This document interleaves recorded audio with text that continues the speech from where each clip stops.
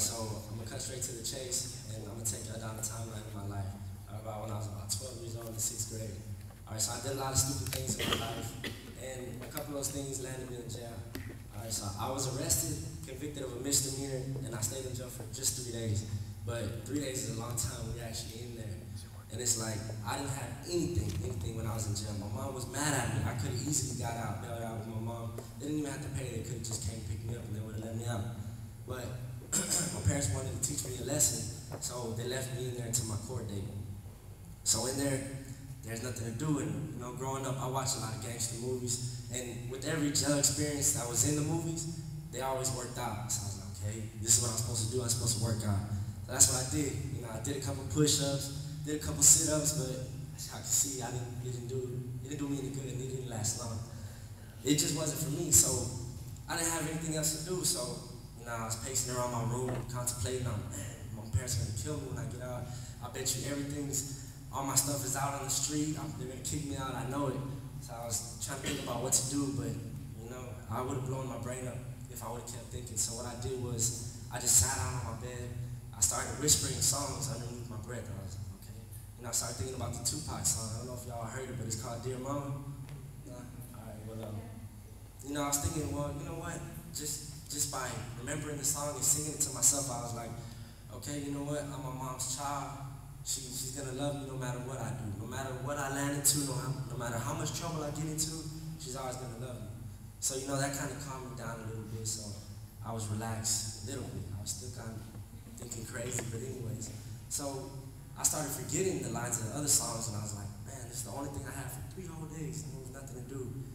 And so I started making songs of my own. I was like, okay, you know, I started whispering songs, writing songs in my head, but you don't have a pencil or a paper or anything like that, so I just had to remember this. But it was kind of a challenge for me, like, okay, you know, it was so hard to remember everything, 2 verses and a hook.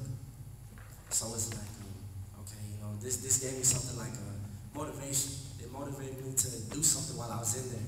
And it also helped me bypass the boring, long days in there until I did reach my court date. And when I got out, they just put me on probation, and you know, I kept making music after that. That was my music starting point in my life. And that's what motivated me to keep going, to not put myself in that same position and being the same thing, just running around a little cell like, dang, man, this is the end of my life, you know? And it also taught me that even though no matter what kind of trouble you get into, it's never the end. You always have another chance. You always have a choice in life. So make the decision wisely. That's my whole point. Music is a therapy for me. And so I did some research about music. And music has been statistically proven to change wave patterns in our brains, to bring us into certain moods. You know, and music can be abused and used to our advantage. Music can be used to our advantage to help us be motivated, to move out of certain problems in our life and to move on and not go back to those certain problems. Or it could be used to bring us down and keep us down. Like say, you know, all y'all say y'all have a boyfriend, y'all are in love, y'all break up, you play love songs. Come on, now. That's only dooming yourself. It's like you're gonna stay down. But you have another option, another choice. You can listen to motivational music that'll keep you pumped. Forget your boyfriend, do your work in school. You know, it's like, do something for your family or something. Anything positive. And so with that, I like to relate it to therapy sessions, actual therapy. You know, when you're in therapy, if you've ever been, it's like music has a role in therapy as well. They want you to bring in the type of music that you listen to see what kind of person that you are or the type of person that you want to be. All right, and so, and also besides that, it's like they'll play music for you just to see how you respond to different types of music, rock and roll, rap, R&B, whatever floats your boat. So it's like that's how music can affect us. Music is known to stimulate our minds, to bring us into certain moods and to keep us going. I mean, think about it. For all y'all that work out or run track or play sports, it's like what kind of music that you take with you? If you do take music that'll get your adrenaline pumped, that'll keep you going. So music definitely changes wave patterns in our brain. That's just the research that I did being proven. I just want to encourage y'all to look into music. I know music isn't for everybody, you know, but when you do music, you're known as an artist. Okay, so it's in the art field. Art varies widely. You can paint, you can write poetry, you can do anything. Just go into that field. Find something that helps you, that soothes your soul, that's as a substitute, as a therapy, as a counselor. Be your own counselor. You know, and also it's like going back, like here at Chinquapin, you know, I study hard. It's hard for me to, you know, keep up with my other classmates that's been here since 7th grade. You know, I've had a rough childhood. I didn't go to good schools, and even if I did, I could have used other programs to help me catch up, but I didn't take it seriously, so that's my fault. I'm to blame for that. But anyways, it's like, being here at Chinquapin, you know, I would study all night, and you can ask my classmates, and I would still fail. And I would feel like, man, I'm a failure, you know, I'm not smart enough, da, da, da, da.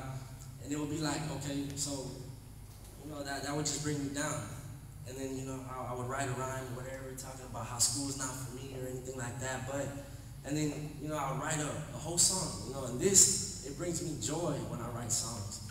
And I would feel excited, accomplished from my accomplishment. And, you know, I would calm down a little bit and read over it. And after reading over it, I'd be like, man, this is so stupid. You know, I'm letting myself being brought down by such a childish reason. And so what I would do is I would turn around and write a whole different rhyme. I would write a motivational rhyme. I would think back when I was in jail, like, okay, you know, if school's not for me, then jail must be for me, because that was the other option. The only option that I thought was in my brain. School, succeed, or be, you know, in my neighborhood, getting into trouble. So I would write things like, say if I failed on a test, you know, I would write things like, I know what to expect on my next test. I won't regret this, select this, get to my mom because next time I'm gonna face it, ace it, love it, I hate it. The schoolwork is just for me, just wait and see. I know one day I will succeed. Those were the type of rhymes that I write. These type of rhymes soothe my soul. They change my whole mind. They make me want to succeed. And they help me realize that I can succeed. And I just want y'all to know that be wise, choose wisely the type of music that y'all listen to, because like I said, you can abuse it or you can use it to your advantage. Use it to your advantage, I'm sorry. And I just encourage you to also, like I said, look into the field of music or anything. Like I said, music isn't for everybody. I know most of y'all are like, oh, I don't flow, you know, I can't write music. But I mean, like I said, paint a picture, write some poetry. Just do anything that helps you soothe your mind. Don't get into trouble. Music can be a substitute for anger management or counseling or therapy. And that's what it was for me. And I know other cases where it's been that for other people as well. And all y'all listen to music. There's not one person in the world that doesn't listen to music unless you're like a monk or something. But still, if you listen to some little, you know, some sounds. So, I mean, I consider that music as well. And I mean, I just encourage y'all to just find what suits you. And